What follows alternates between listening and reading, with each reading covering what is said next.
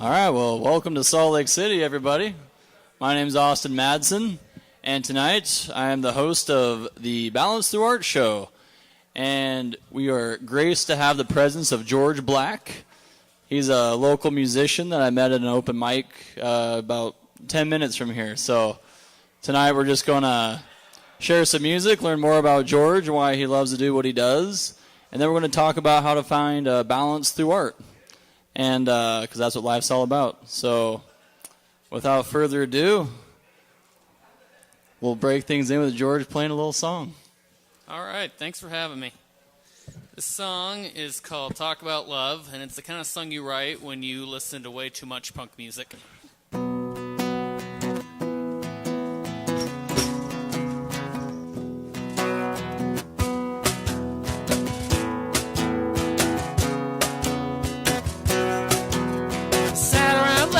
Picked our anchors and stars and never knew I'd be conquered by what trash Joan of Arc. Divided by truth that we think will collide. Your heart and my silence at the scene of a crime. Got the time to talk about love. Got the time to talk about love. Got the time to talk about love. It's my name on the tip of your tongue.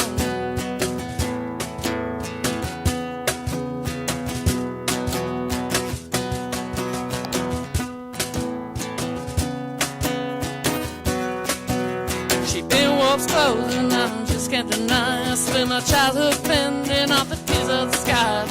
Late at night, the day we met burned deep. Happily ever after, moderation please. Got the time to talk about love. Got the time to talk about love. Got the time to talk about love. Is my name on the tip of your tongue? And I'm on my way. We both do we can so. Don't complicate. Don't speak, we know. Got the time to talk about love. Got the time to talk about love. Got the time to talk about love. It's my name on the tip of your tongue. Got the time to talk about love. Got the time to talk about love. Got the time to talk about love. It's my name on the tip of your tongue.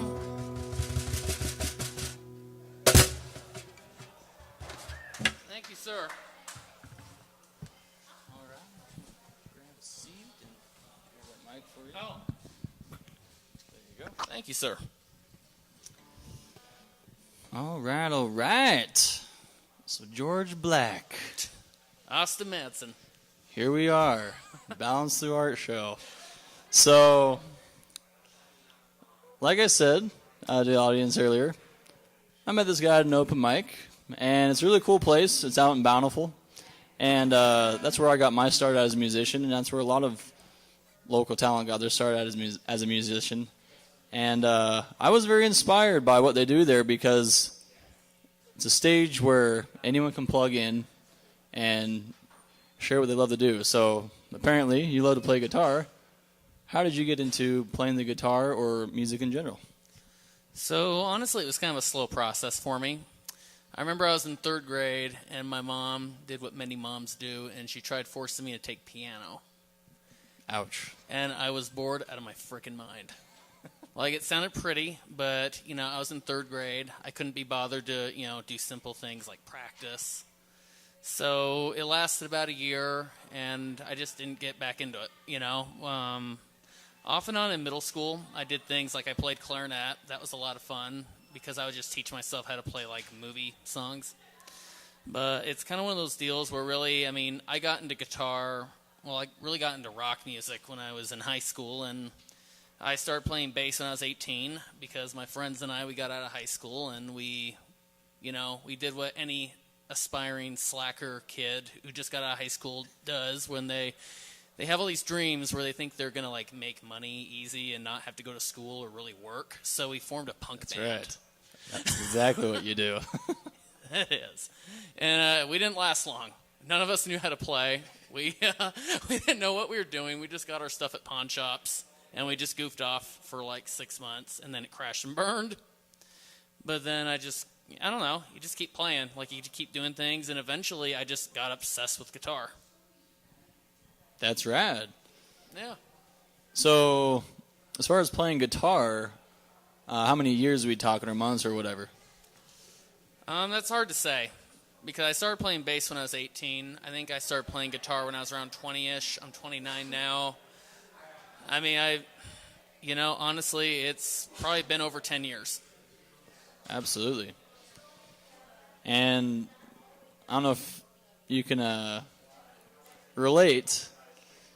Music is kind of like that gift that keeps on giving. So kind of my backstory is very similar. My dad was a piano player, been playing since he was 8, and Nice. he's 54 now.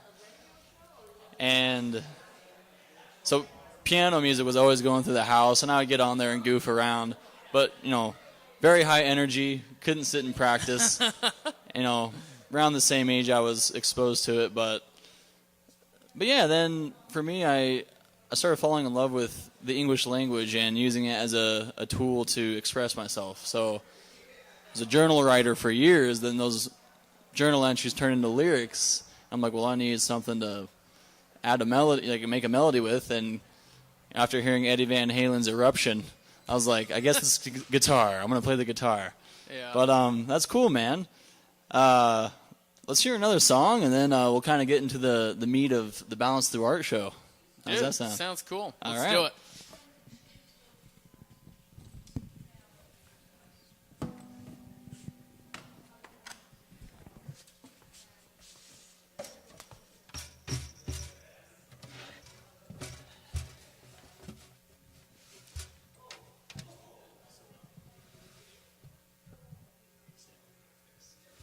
No problem. All right, so this next song, I totally stole it from a friend of mine. So, literally, we were going to California. We're on a road trip, and someone makes this comment about, flowers or roses in the street. And she's always trying to write songs. So we're all crammed in this car, and she's like, oh, Roses in the Street. That's a song title. That's mine. So she writes it in her phone, but, I beat her to it, because I actually wrote the song. Cool.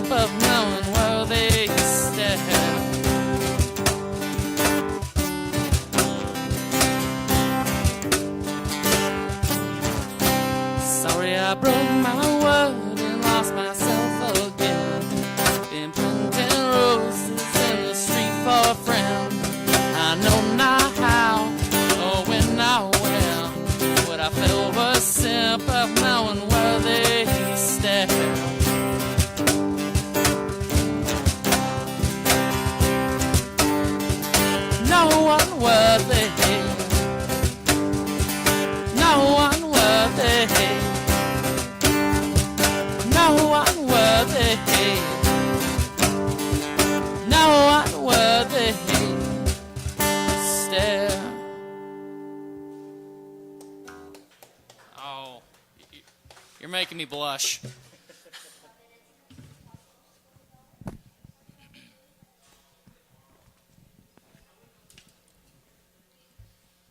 So, we all listen to music differently. For me, usually the first thing I'll kind of pick out of it is like a rhythm and a melody. Mm-hmm. But one thing that's struck me about your music is, a lot of the songs I hear you play, I'm only hearing for like the first time.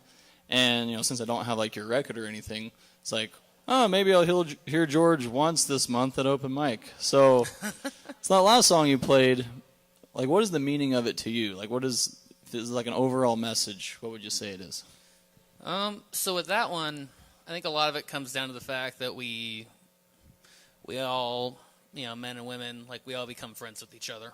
Like a lot of my really good friends I really value are women. But in a way, it's like eventually we start moving on.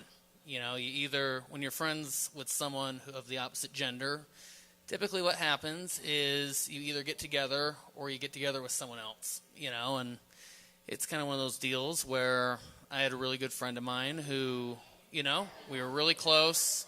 We never really considered dating, but then it was one of those deals where she found someone and I could just kind of feel that space happening. Yeah, know all about that. Neither one of us are strangers to the game. You said you're 29, right? Yes, sir. I just hit my 27th mark last month, and seems like the older you get, those spaces in between seem to grow until you hopefully find the one. Yeah, I'm not holding my breath. I just keep living. What a smart guy. Well, awesome. We're going to dive into the meat of what this show is all about. And like I mentioned last week, for those of you who are watching, you might have a difficult time making out this picture. We don't have the most high-tech video equipment yet, but we have to start somewhere. So basically, the show is about the life cycle, and it's illustrated with this visual tool, a moral compass, so to say. So in life, we find ourselves in 4 main areas, and I use 4 different elements to kind of illustrate those areas. So ideally, we want to be in a balanced state. So balance is symbolized by the North Star. The North Star is symbolic of a constant. Well, it's not even symbolic, it is in real life. And to be balanced, I often teach the principle of balance through riding a bike, or I do this activity called slacklining, where basically it's like tightrope walking. And one of the main keys to staying balanced is you have to focus on like the end of where you're trying to get to. Yeah. You look at the end of the line, or if you're riding your bike, you're not looking down at your feet pedaling. Your feet are naturally going to pedal. You're not looking at your handlebars. You're looking at where you want to go. And generally, where we want to go on a bike is it's a solid fixed place, right? The grocery store. That's our goal. We're trying to get there. Along the way, we might swerve around and hit a few jumps, but that's ultimately what's keeping us upright. So we need some kind of goal to be balanced, so that's what the star symbolizes. But then we fall into pride, and that's symbolized by fire. We fall into pride when we gain some new knowledge or some state of balance in our life. And then we start neglecting all the rules and principles or the teachers that we abided by to be balanced. And so that's pride. And then eventually we're defeated, either through our own realization or the world defeats us, and we fall into a state of humility. And we struggle in this state of humility, and then, as symbolized by this little fish, symbolizes water that puts out the fire of our pride. And then eventually we want to get back to that balanced state. And so we go through this journey of strength, which is symbolized by a mountain. And so those are the basic elements. And what we'll do tonight is we'll go into it deeper by using the musical notes to break down each of these parts of the cycle. So we'll begin with pride. So what usually is one of the first kind of key indicators that pride is creeping into our life is B, boastfulness. You know, we're both musicians. When we first started playing, you know, we probably weren't very good. But then you practice enough, and you master the G chord, and then you master the A chord.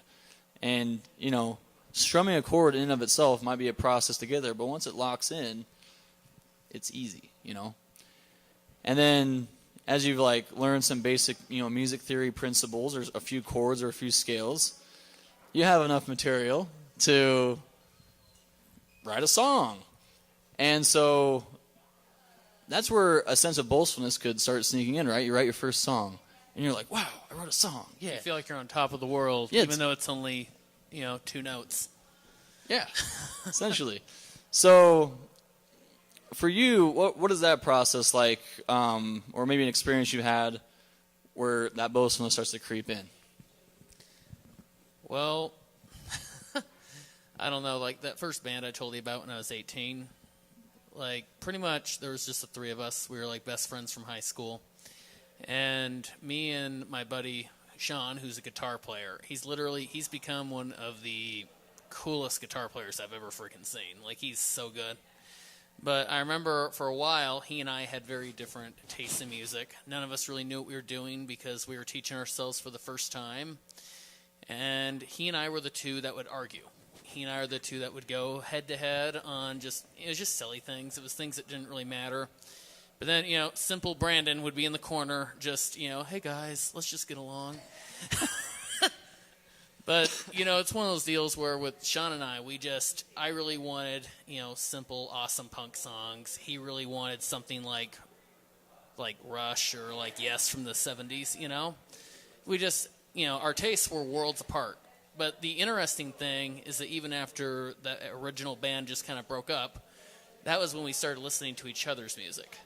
So that's when I started sitting there. I'm like, oh, all this complicated stuff he was handing me was really good, you know? And then he said he started listening to my punk music. He's like, oh, this is really cool. But it's almost like we had to go through that experience of not really talking to each other for a little bit to really appreciate each other. But, yeah, I mean, there was a lot of pride involved. Absolutely. And so once that pride and that boastfulness starts to like seep into our lives, it's really easy to go from maybe a somewhat relatively healthy dose of boastfulness that can kind of devolve into conceitedness. Yeah.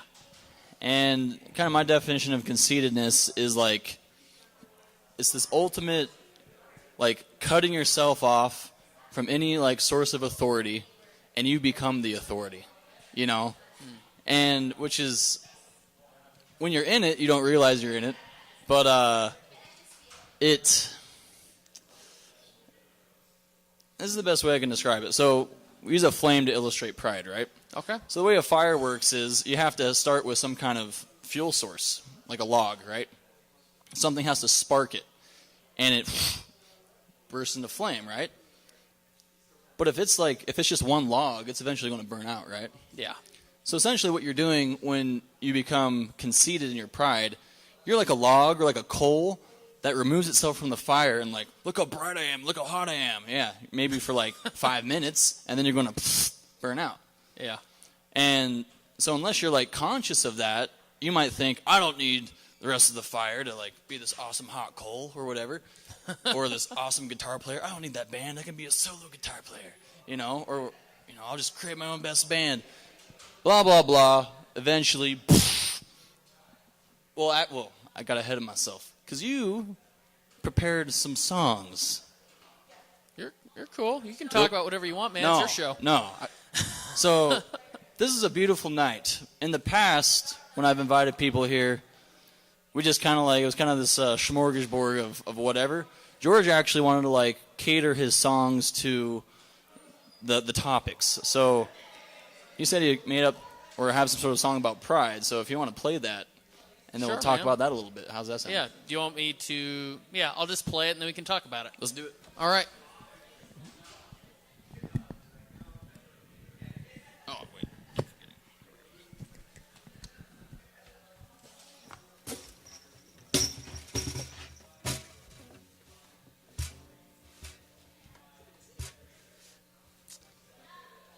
All right, this song is called Divide.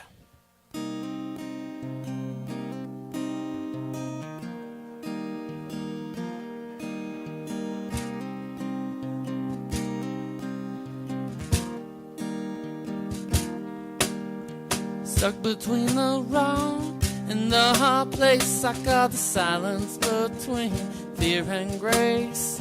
By my knees, but my eyes can wait. Then we decide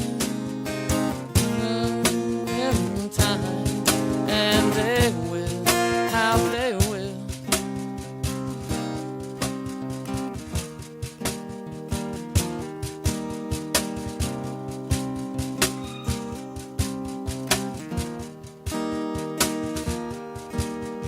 In the present tense, there's uncertainty, self-preservation's always been the death of me. Despite these wounded knees, my shoot straight. Can't leave behind all I took. I'll never finish your book, and they will, how they will. Where will you be when in private life divide? Where will you be when I can't put up a fight? It's on off switch I can't control, up and tumble, just can't hide no more. You know, there's always time. Happenstance and disenchantment, don't tell me there's no second chances. You know,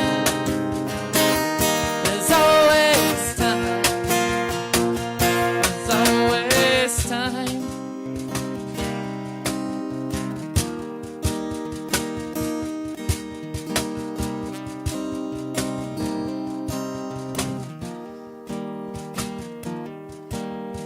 Tell me what you think is so. Cut a hole in all you know. Won't even try. My mind ain't right. They'll let in time. Stories will take them decide, and they will, how they will. Where will you be when in private I divide? Where will you be when I can't put up a fight? It's on off switch I can't control, up and tumble, just can't hide no more.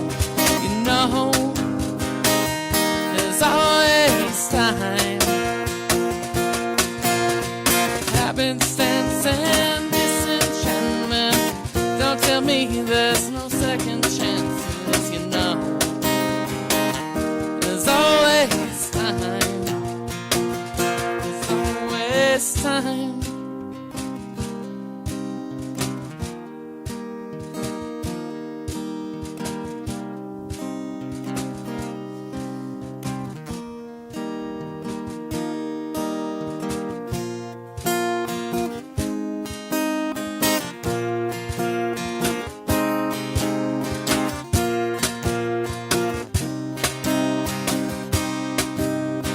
Where will you be when private I divide?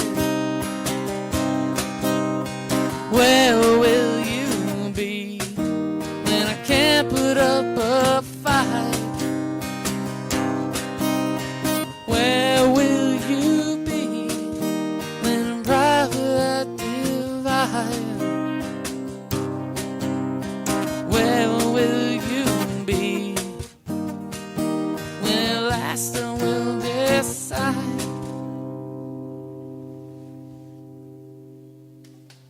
Thank you. Appreciate it.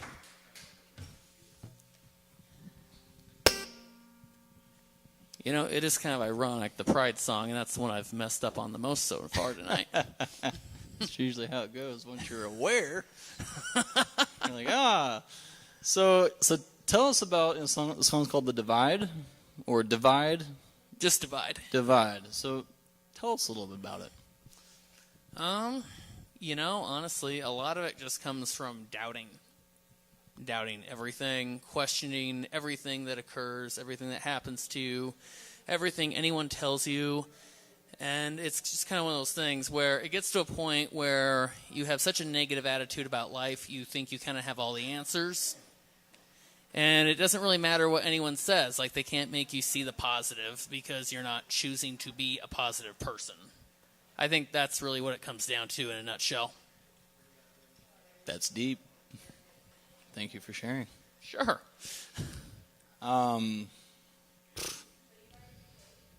Yeah, I do a lot of introspection and journaling. I think a lot of people who write songs do that. That's where songs come from, right? Yeah. I can't tell you how many notebooks I have, like, somewhere. Oh, yeah. And just on the topic of that song, like, I've been going through these very intense, like, self-philosophy sessions the past few years. I'm just trying to get down, you know, like that question that just nags everything, why? You know, someone's like, let's go to the park. Why? Because it'll be fun. Why? Because there's things to do there. Why? Because someone built the park. Why?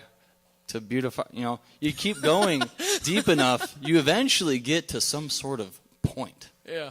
You know, he does. Patrick does that to me a lot. I believe that, Patrick. But in this asking of why, I'm trying to understand myself, I realized one of my biggest fears in life was just being wrong. Yeah. You know? So, like, I found that I would, like, kind of just I started becoming a hermit, where I just kind of isolate myself and, like, I'd be in my room writing all my little theories down, like, oh, that's totally right, yeah, it makes total sense to me, you know? And then I realized, like, I didn't want to go out in the world and, like, share too much of it because, like, oh, people won't see it my way, which is the right way.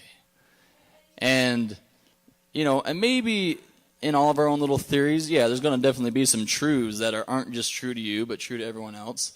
But that's what I realized. My biggest fear in life was, like, I don't want to be wrong. Yeah. And that is pride, you know? And then you start developing your own theories of, like, well, this is how life is, and if people don't see it my way, then they should be discriminated or killed. You know, it can evolve, and, you know, look at what Hitler did. And it can go in a lot of ugly directions. It can. Yeah. And thankfully it can go in good directions too. You know, like look at what Martin Luther King did. You know, he found some truths that, you know, he believed were universal and, you know, had his following, and I'm glad he did that. Otherwise we'd live in a pretty segregated world. But yeah, so thank you for sharing that song, and thank you. The conversation so far has been great. So eventually, if we become really conceited, that flame kind of starts to fizzle out, or maybe it gets doused out. So D stands for defeat. If we're going through this cycle kind of unconsciously, usually it's some sort of outside event, like my car exploded, or you know, I was late to work today for this reason, or I lost my job for that reason, you know. And so there's this defeat, and almost immediately with the defeat, there's this ego death, you know. In the case of maybe us as musicians, you know, say you're like, I'm a great guitar player, and you break your hand, or your voice decides to stop working. You know, that's a defeat. And if you can't play guitar anymore or sing, then, like, where's your identity now? Where's your ego?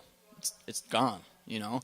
So now you're down in this, like, proverbial pond, like this catfish just barely, you know, sucking the scraps of life that float to the bottom. And it's pretty depressing and dark down there. And I purposefully used, you know, you've probably seen this little Jesus fish on the back of cars and stuff. I grew up with, Christian beliefs and morals. And what I learned was when you hit rock bottom, or let's say you fall into a well, like you need a savior. Whether you believe in like Jesus as a savior or not, like we have literal saviors in our everyday lives. Maybe you've had someone in your family had a really bad sickness and a doctor brought them back to life. They're a savior. You fall into the well, someone reaches a rope down, pulls you out, you're like, bro, you saved my life. You're a savior for that person.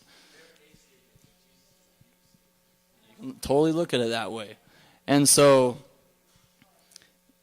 eventually, if you, are humble enough, you'll grab onto that rope because you don't want to die or live at the bottom forever. And you'll get pulled back up to the surface. But that's kind of the experience of humility. And you said you have some sort of song or experience about that, so let's hear it, brother. Sure. Let's do it.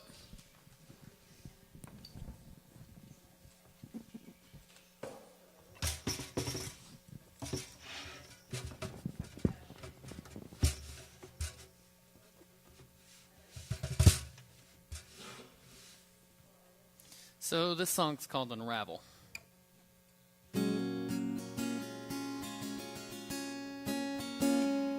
One sec. All right, there we go.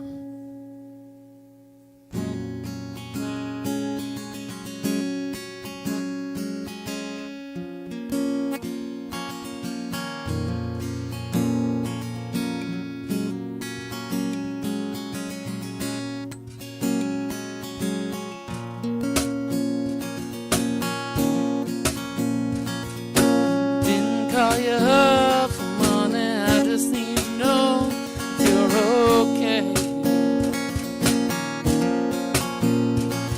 Don't care how long you've been clean, even if it's just for today. There was a time I put my faith in others like you to make me whole. Take no thought for tomorrow. On the boat with self-control. It's all I know. Oh, hesitate. The way you smile when you say my name feels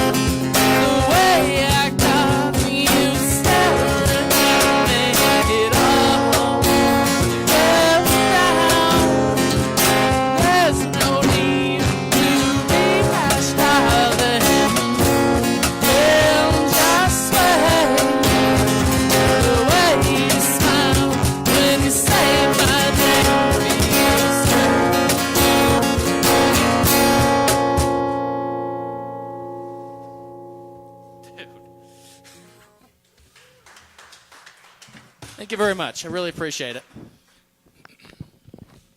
Some guy just dropped $1 over there. That was awesome. Sick. That's like a whole burger. It's like food, you know. Just a side note on that. Yeah.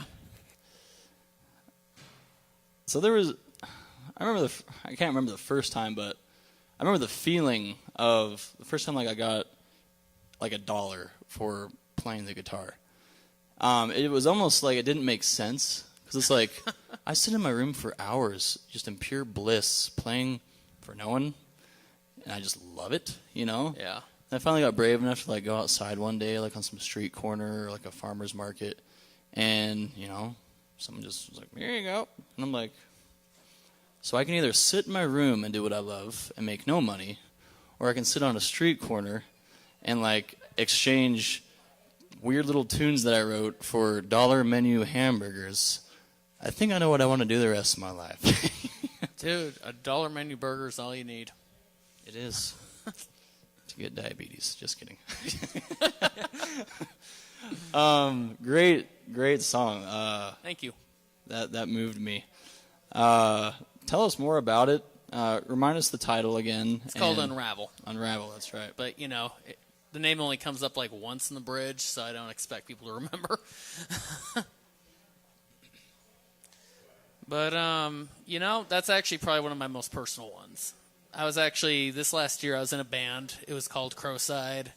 And we were really excited. We were just on fire and just ready to just, you know, take the world by storm. But then life happened, and, you know, it's one of those deals. The bass player's writing novels. The banjo player is making custom longboards. The lead guitarist is in Tennessee. And honestly, I'm freaking happy for all of them. Like, we're all just doing our thing. We still talk. We love each other. It's just life took us in a million directions. Mm-hmm. But that was like the big song that we were all excited about. Like, I remember the day I had written it, because it was kind of a painful thing for me at the moment. I remember I showed up to practice one day. I'm like, "Hey guys, I wrote a new song." And I'm like feeling all emo about it. And I play the song, and Derek, he was the bass player, he just stares at me. He's like, "Dude, that's the song!" And I'm just like, "Really?" Like, I was just surprised, you know, because it's funny. Sad songs, they seem to be the most honest most of the time, I think. But that one, I mean, I'm always really hesitant to share what that one's about. But I think that when you're talking about something that people can relate to, when you're trying to speak as universally as you can, people, they latch onto that. Like, they might have an experience or a story that's completely different than what led you to write the song. But for them, it's, you know, it matches up perfectly with whatever they're going through. And all my favorite bands and artists, they were just like that. They were always people where they probably wrote their song about something completely different, but then I hear it, it hits me right in the heart, and, you know, it's like the soundtrack of my life, getting me through hard times. Amen to that, brother. Well, thanks again for sharing. So we experience those darker times, the humbling times, and I think most people can agree those times suck to be in. It's not fun. It's not happy. It's hard. But they're the times you learn the most. And so when we finally make it back up to the surface and we've been saved, we're at the base of a mountain. And this is the journey of strength. And at the beginning of the journey, we're fragile. And, you know, we might try to summit this mountain multiple times, and, you know, we just never make it. We might get closer each time, but it just seems so far out of reach. But often to conquer any real mountain of significance, you know, everyone knows Mount Everest, you don't really meet too many people that have zero mountain experience that are like, "Yeah, I'm just going to go climb Mount Everest." You know, even the experienced guys usually have Sherpas or guides. Yeah. And so that's what G stands for. In this sense, we could use guide. Ultimately, it boils down to some sort of greater power. There's going to be people along the journey that have more knowledge than you, that have more skill in a certain experience, and they can be your guide through that mountain climb or that trial or whatever you're going through. And so, and the cool thing is, as we go through that journey, that's where we kind of gain strength. Mountain climbing is actually one of my favorite things to do in the world, and I definitely have some strength to show for it. But there's so many mountains I would have never made it to the top of without good friends that knew the way, or someone who, put some post online of like, here's the map, Sometimes our best guides are people who died centuries ago, and their lives and legacy are preserved in books or scripture or whatever. And when we get to the top of these mountains, we have a new perspective. We can see where we came from, and our life of stress or joy or whatever is now down in that valley. No matter how happy or terrible your life is, when you're at the top of the mountain and you look down, you're like, my car literally is smaller than an ant. My house is a dot. The place where I work, where I get stressed out, is a speck. It's perspective. And then there's some guy 30,000 feet up in the air in an airplane flying over the very mountain you're standing on that you think you're Mr. Big now, and he's like, he doesn't even see you. You're not even a speck. He doesn't even know you exist. And, in the grand scheme of things, we often make a big deal out of our life, like, oh, my life's so hard, or I'm so awesome. We all die.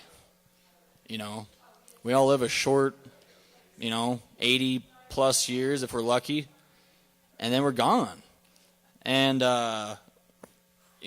what's the purpose of life? I think no one has the one right answer, but it's hopefully to learn some stuff, and to learn how to stand on your own 2 feet. And then when you're strong and stable, to help other people stand on their feet. And then when you fall, those same people that you helped up will be able to help you. So, you have a song about strength, so Yeah. get in that and hear your opinions on some stuff. Sure, man. I mean, the last two songs have kind of been a bummer, so I'm going to play a happier tune. Let's do it.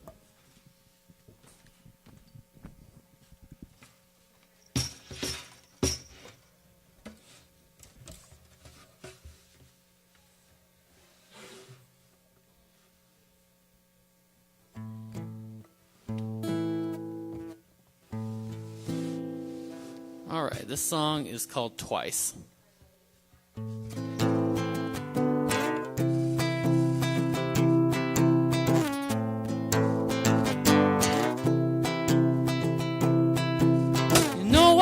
Never ask you twice to know if we're awake or breathing right on time.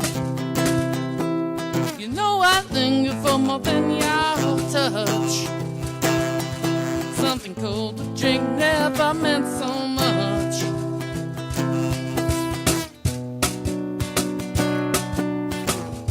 Love's all I need to fill the room. Point every time gives way to noon. Years turn to days I'd gladly lose. 7 years I wait on you.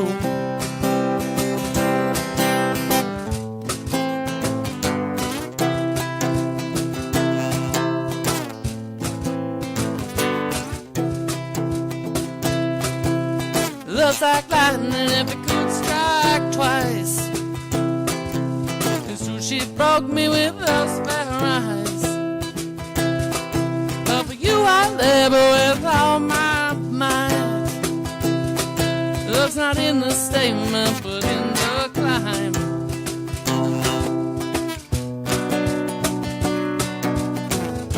Love's all I need to fill the room.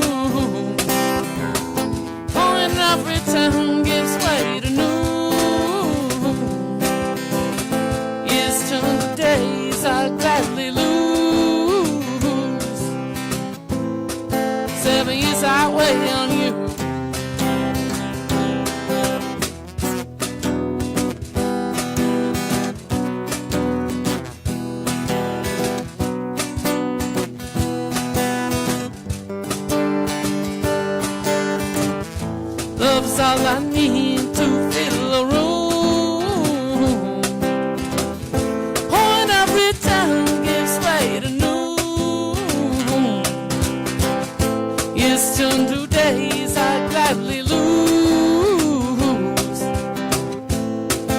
waited 14 years on you. Sorry, that was kind of abrupt.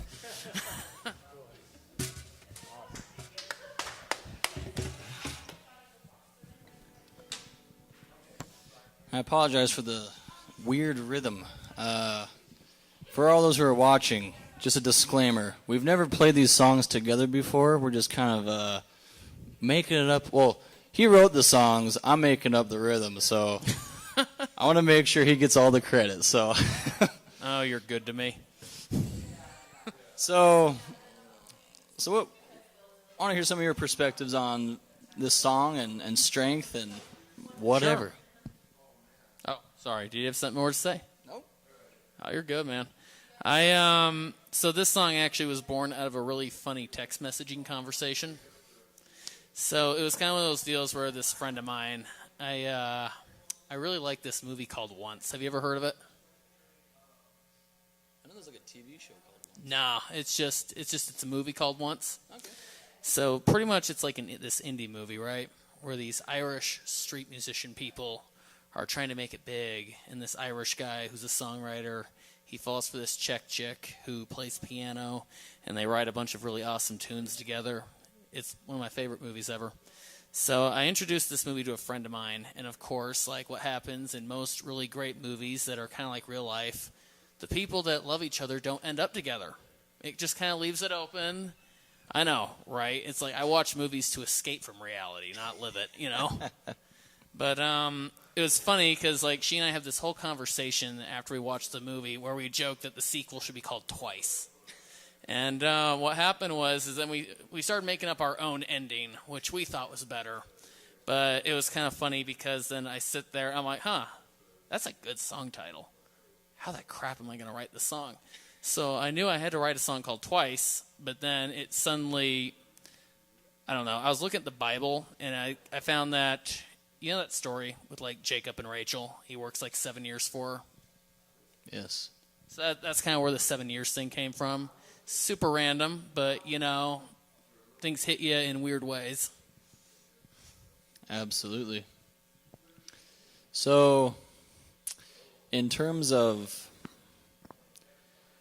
you know, gaining strength from experiences or hardships, do you have any thoughts on that? Yeah. You know, like when I think about that song, but then I also think about like the Jacob and Rachel story. You know, for me, it's kind of one of those deals where life can be pretty tricky sometimes. It can be really messy. It doesn't go the way you planned in any way. But, you know, when you have someone in your life who cares about you for who you are, like it doesn't even matter what direction it goes in, whether it's a friend, whether it's a significant other, whether it's like your little brother or a cousin.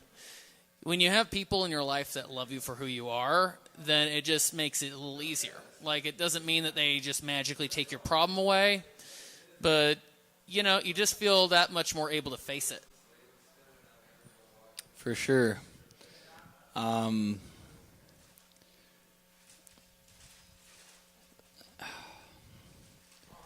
just something about... You seen the movie Castaway? Yeah. Tom Hanks. Wilson.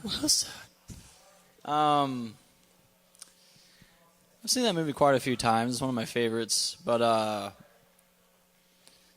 there's a sad kind of realization I had while watching it where, you know, Tom Hanks is, for those who haven't seen the movie, he's in a plane and it crashes over the Pacific Ocean and he ends up on a deserted island for years. And he was in a FedEx plane that crashed, so all this, debris from the plane washes up on shore, and, you know, just random, like, FedEx packages. And one of them has this ball, and he decides to name it Wilson. And because in a fit of rage trying to start a fire, he got all these blisters popped on his hand, and he smacks his ball in his anger, and this handprint ends up on the ball. But it kind of has his face on it, so he decides to call it Wilson.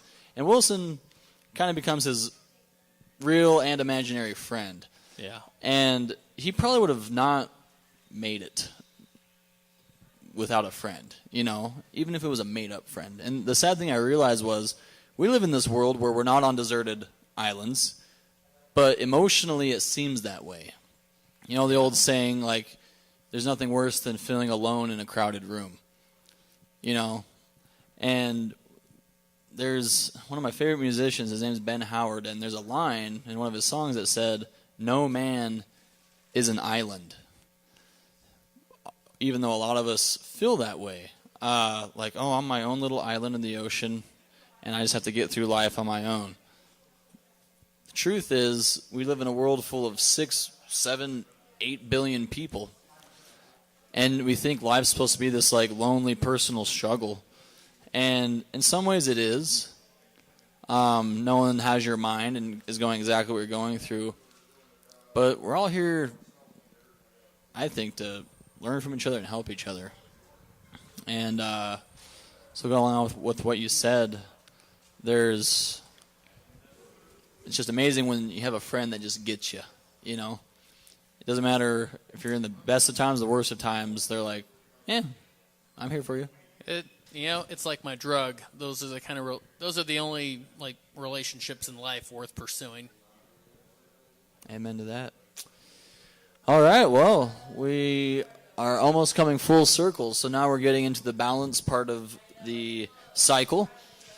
So once we kind of hike that mountain, we can't live at the top of a mountain forever. You know, there's not enough food and water and enough space. And so we come back down to earth, and from the journey we realize that there's sharps and flats in life. There's sharps and flats, you know.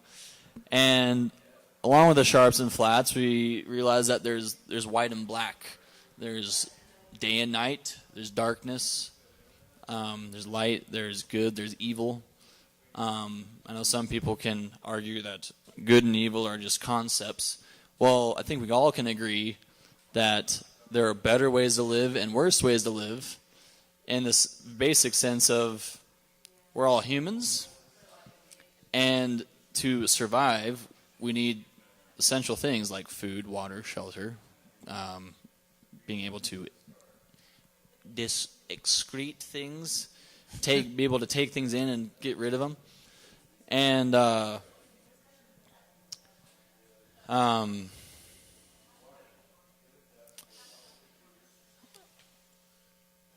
I totally just spaced out there for a second. It's been a long day. Anyway. You're good. So essentially what that equates to, the knowing that there's kind of opposition in all things, that's simply knowledge. And so the way we stay balanced in life and upright is being accountable to the knowledge we gain. So when we're kids, we don't have a lot to be accountable for because we don't know a whole lot. We're told a lot of things. We're told a lot of truth from our parents, from our society. But then, you know, at some point you have to grow up, be a man, be a woman, and, you know, figure out truth on your own sometimes. And so that's where we kind of start going through this cycle. And as hard as it is, what we always end up with in our bag that we didn't have at the beginning was knowledge and experience. And the reason balance, I think, is a really hard thing to maintain in life, especially in our day and age, is we live in the information age. All of us in our pockets have these supercomputers, and as long as we have Wi-Fi or data, we don't have to memorize anything anymore. If we want to know the answer to something, okay, Google, tell me this, tell me that, where's this, where's that, how much, what's this plus this, yada, yada, yada. And so I think what makes life so hard is because we have access to pretty much all knowledge, we're accountable to that. And that can be extremely depressing or extremely exciting. I think for most people, it can be depressing. You know, we all know, you know, we need X amount of sleep at night. We all know we need to eat our fruits and veggies, eat a well-balanced diet. We all know we need to exercise. We all know this and that. And the crazy thing I realize is, so we know what we need to survive. And if you live in America and you're an average American, you've never really had to worry that much about having those basic needs met. That's kind of just, as an American citizen, unless you're in extreme poverty, that's something we don't really have to worry about. So what's left? If we don't have, if our mind isn't consumed with, just trying to survive, our mind is open to think. Our mind is we're open to act for ourselves, to create our own life. That's what the American dream is all about. But because we have so many options before us, so much access, so much knowledge, what we're left to kind of decide is like, well, who am I going to be? What am I going to do? And what I realize is, at some point in our lives, we kind of realize, I really like doing this. For me, that's music. It's doing this show. Like, what I like even more than performing is seeing other people perform. And, like, not even just perform, but, like, one of my biggest passions in life is just seeing people live the life that they were meant to live and living it fully. And so where Balanced Through Art comes in, this whole concept is we can be eating right, getting enough sleep, working, doing all like the basic things, but if we know we have a talent, if we know, then like we're accountable.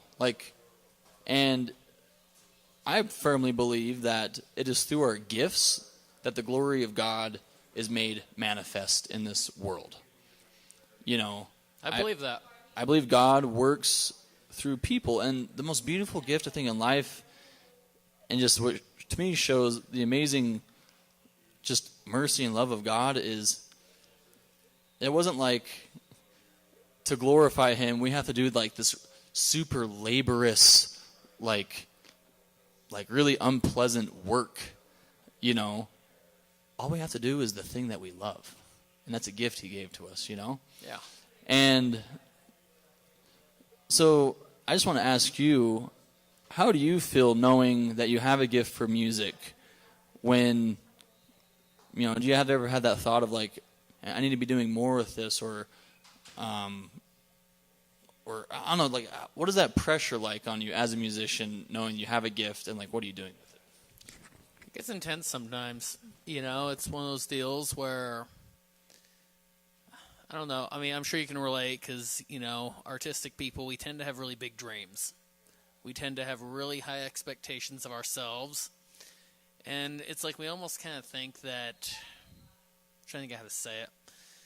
It's almost like we think that, oh, well, if things just don't go perfectly just so, like if we don't follow this linear path to making whatever dream it is happen, like we feel like failures. We feel disappointed in ourselves. But, the cool thing about being more creatively minded is that, once you take those moments, you can actually, there's always a way of making it happen. There's always a way of making it realized. I mean, for example, ever since I was 18, I've always wanted to have an album. But it's just never quite happened. Like, I've been in a few different bands. Like, I've jammed with a lot of people, but that group, it just never worked out long term. So that's why, over time, it's taken me a lot to get up the confidence to do this, but tomorrow, I'm actually starting the planning phases of my first album. Thank you. It's kind of crazy. It's definitely not how I expected it to happen, but, no matter what happens, I gotta see it through. So there's a story I heard. I love this. So this young man, 21 years old, is standing in line at a local university to apply for his first semester of university. And next to him in line is this 75-year-old man. And the boy turns to the old man. He's like, "What are you doing here?" He's like, "I'm going to school." He's like, "But you're 75." He's like, "What are you going to study?" He's like, "I want to be an engineer."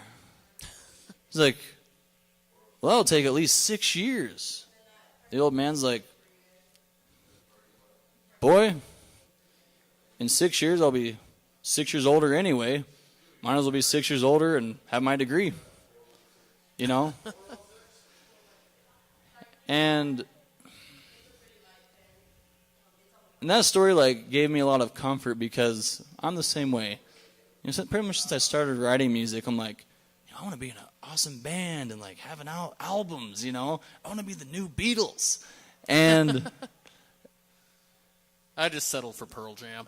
yeah, we all have our thing, and but what that comfort was. I'll just share a personal story. Hey, Patrick. So, 2 years ago, I was in a relationship, and it ended up not working out. And the night we broke up, I went up to my room and was going through an old journal. So I open up this journal, and I find just 3 pages where I had illustrated 3 album cover arts with 10 songs for each album. I had plans to release 3 albums, and I look at the date on the entry, and it was from 2010, and this was a year and a half ago. And I'm looking at this, I'm like, it has been 6 years, and I still haven't even started the first album, and I'm like, am I going to wait 6 more years to do that? Kind of this realization I had was, when I get in relationships, I want to be a provider. I want to be able to like take care of the girl I'm with. Yeah. And in every time I've been in a relationship, I've had to ask myself, do I make enough money doing what I love to provide for even myself at this point? No. I got to work a day job. But when I get into like a serious relationship, I put all my dreams on the back burner to be able to provide for such and such lady. And that was like the last relationship I was in was just like, I was like, not only have I put off this album for 6 years, but it seems like every time I get in this serious relationship, I put all my dreams on the back burner to sacrifice for this girl, which is a good noble thing. Girls deserve awesomeness because they are awesome. But I was like, in the end, I'm still doing not only myself a huge disservice, but the world a big disservice by not continuing to keep on the front burner those dreams and going after it, Well, when you put yourself on the back burner like that, I mean, you have good intentions, but then you slowly become someone different than who that girl fell for. Exactly, and that's exactly what happened. And so things didn't work out, and like 2 months later, I moved into my parents' house where I grew up, turned my old bedroom into a studio, and I recorded that first album. Did you? Yeah, it took me a month and a half of recording for 8 hours a day. It was like 17 tracks. And the reason I share this story is, like, you can do it. If I can do it, anyone can do it.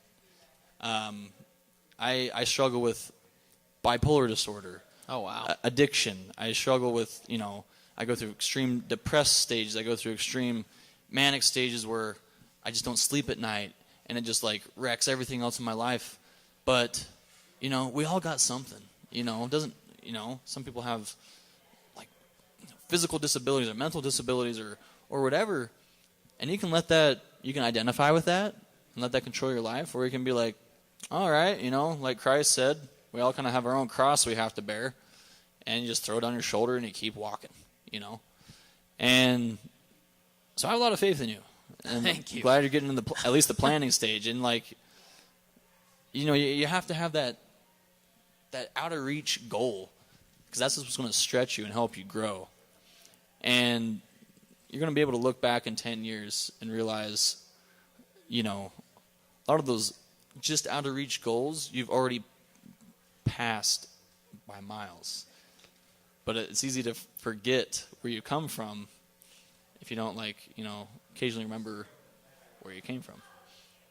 Exactly. But yeah, I don't know if you have any other PS or side thoughts of anything, or any thoughts to share. I can't really think of a whole lot, but I would like to play one more song if that's cool. Yes, sir. Let's do it. Okay. What's it called? So this one's a cover. One of my favorite songwriters is Bon Iver. All right. Love the guy. So I have this friend of mine who she's been really cool, really supportive, and it's one of those deals where like she even texted me the other night, like, "Are you excited about your show tomorrow?" And I'm just like, "Yeah." So this is one of those songs that we sing like every time we hang out. So it's "Skinny Love" by Bon Iver. Skinny Love, we all know that one. Let's do it.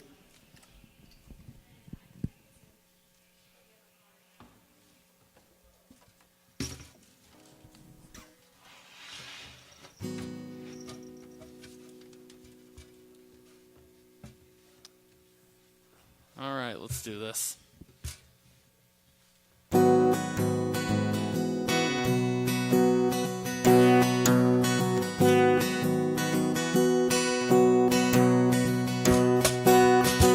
on, skinny love, just last a year. Poor little song we will never hear. My, my, my, my, my, my, my, my. Standing at the sink of love with crushed veneer.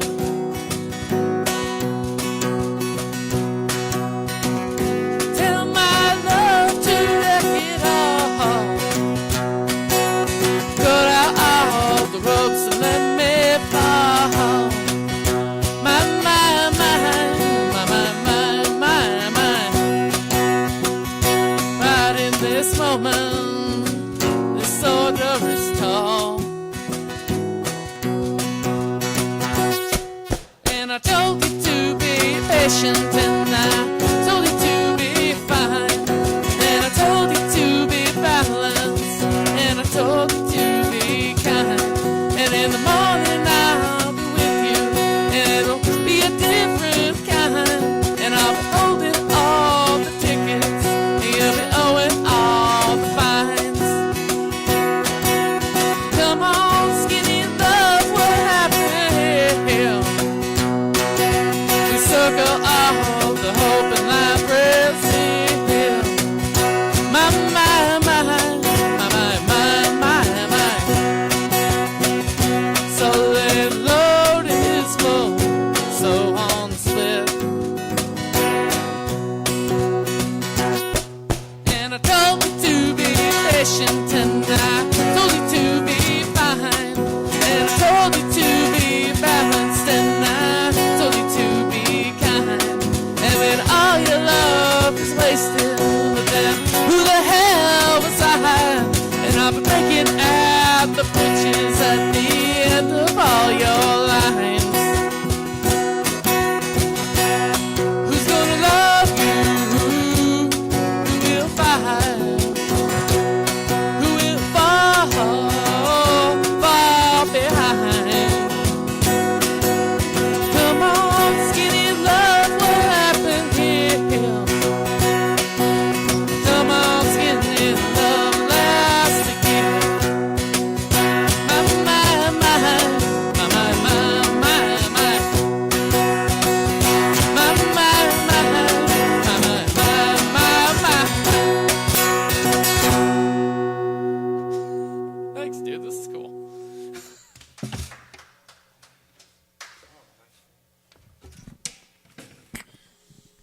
Well, ladies and gentlemen, and all our viewers who are watching all over the world, or the United States, West Coast, and in Salt Lake City. That concludes our Balance Through Art show for the evening. Just a huge shout out and a thanks to George Black.